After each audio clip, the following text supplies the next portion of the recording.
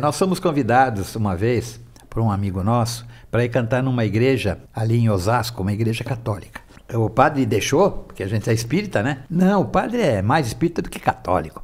Que legal. Marcou para vocês irem lá. Aí nós fomos lá, no dia marcado. E ele não censurou nenhuma música? Não, nada. Nós nos colocamos, entramos pela igreja, a igreja tem aquelas colunas assim, bonitas, né? Coluna tipo bem antiga, né?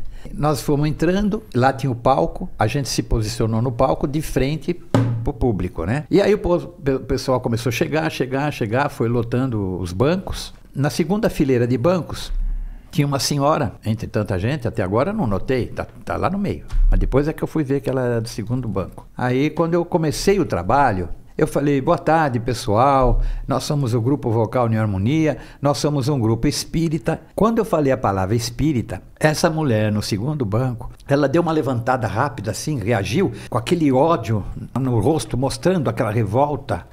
E foi saindo no meio das pessoas, saindo assim, grossa, saiu, pegou o corredor da igreja e foi lá para sair pela porta. À medida que ela foi andando rápido, eu falei, Deus, segura essa mulher, deixa ela aprender, mostrar o que nós vamos cantar para ela ver. Menino, quando ela chegou, foi fazer a curva, ela botou a mão na coluna, ficou grudada na coluna. Ela queria andar e não saía. E não saiu, soltava. E nós começamos a cantar. Cantamos, sei lá, 1 hora. E a mulher em pé, grudada na coluna.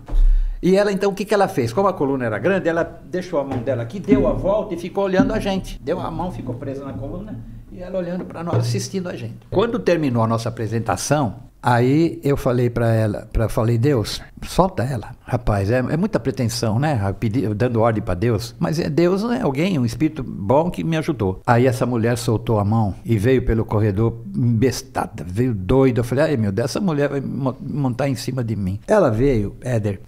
Ela me abraçou com tanto carinho. Seu Roberto, o senhor me perdoa, me perdoe. Eu falava, perdoar do quê, senhora? O que houve? Eu saí daqui revoltada quando o senhor falou que era um grupo espírita, porque eu tinha, assim, uma noção de espiritismo péssima. O que eu aprendi sobre espiritismo é tudo coisa negativa e tal, mas vocês cantaram o amor, vocês cantaram Jesus, vocês falaram de Deus, de amor, de perdão, de caridade.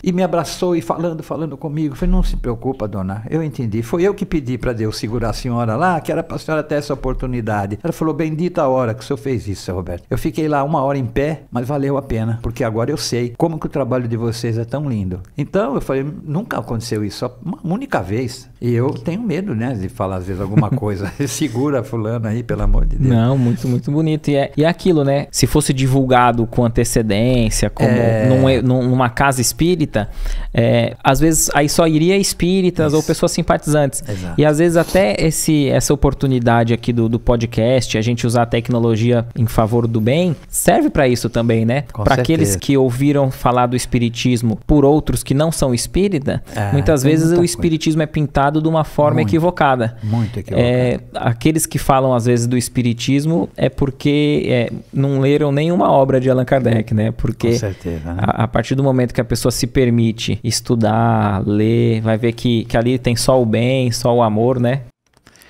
O que você achou desse corte? Coloca aqui nos comentários a sua opinião sobre esse tema. Para ver o episódio completo, é só pesquisar Recomeçar Podcast Espírita. E caso tenha ficado alguma dúvida sobre a doutrina espírita, é perfeitamente normal. Procure ler as obras de Allan Kardec.